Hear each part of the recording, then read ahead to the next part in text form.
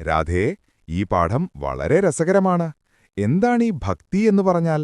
ദൈവത്തിന് നമ്മുടെ ജീവിതം പൂർണ്ണമായി സമർപ്പിക്കുന്നതിനെയാണ് ഭക്തി എന്നു പറയുന്നത്.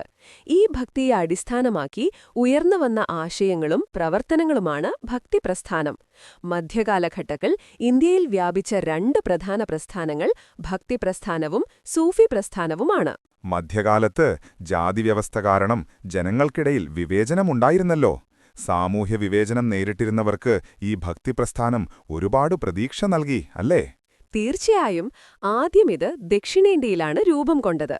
വിഷ്ണുഭക്തരെ ആഴ്വാർമാരെന്നും ശിവഭക്തരെ നായനാർമാരെന്നും വിളിച്ചിരുന്നു.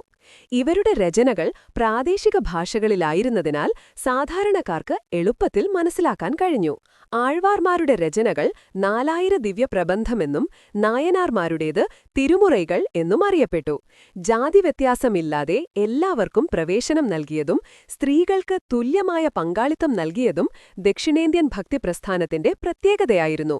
അപ്പോൾ ദക്ഷിണേന്ത്യയിൽ നിന്ന് ഭക്തിപ്രസ്ഥാനം മറ്റു പ്രദേശങ്ങളിലേക്ക് വ്യാപിച്ചു. കന്നഡദേശത്ത് ഒരാളുണ്ടായിരുന്നല്ലോ. ആരായിരുന്നു അദ്ദേഹം? ബസവണ്ണ.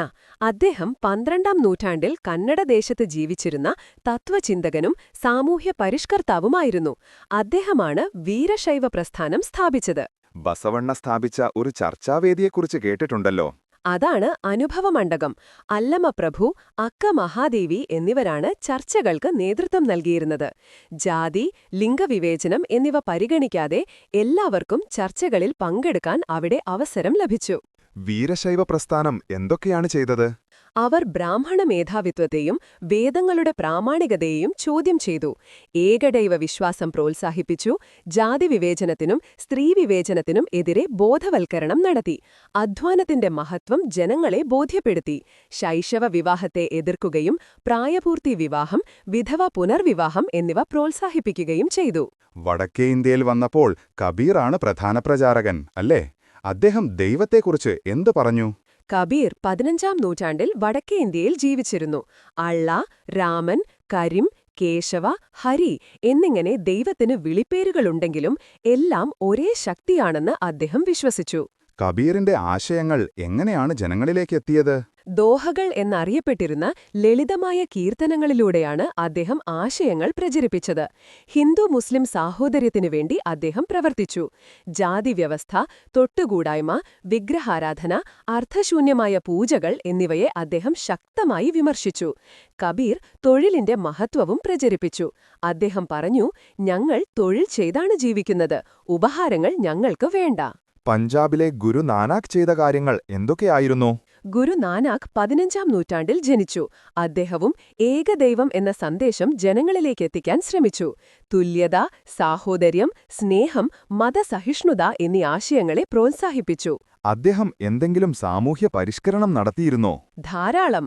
മതങ്ങളുടെ നിരർത്ഥകമായ അനുഷ്ഠാനങ്ങളെയും വിഗ്രഹാരാധനയെയും തീർത്ഥാടനത്തെയും അദ്ദേഹം എതിർത്തു. സാമ്പത്തിക അസമത്വത്തെ ചോദ്യം ചെയ്യുകയും ലഹരിവർജനത്തിന് പ്രേരിപ്പിക്കുകയും ചെയ്തു. എല്ലാ വിഭാഗം ജനങ്ങൾക്കും ഒരുമിച്ച് ഭക്ഷണം കഴിക്കാൻ കഴിയുന്ന ലങ്കാർ അഥവാ പൊതു അടുക്കളയുടെ പ്രാധാന്യം അദ്ദേഹം വ്യക്തമാക്കി. അദ്ദേഹത്തിന്റെ ആശയങ്ങളാണ് പിന്നീട് സിഖ് മതത്തിന്റെ രൂപീകരണത്തിന് വഴിയൊഴുക്കിയത്. ഇനി സൂഫി പ്രസ്ഥാനം എന്താണെന്ന് പറയാമോ? മുഗൾ ഭരണാധികാരികളുമായി ബന്ധപ്പെട്ട ഒരു കഥ പുസ്തകത്തിൽ കണ്ടല്ലോ.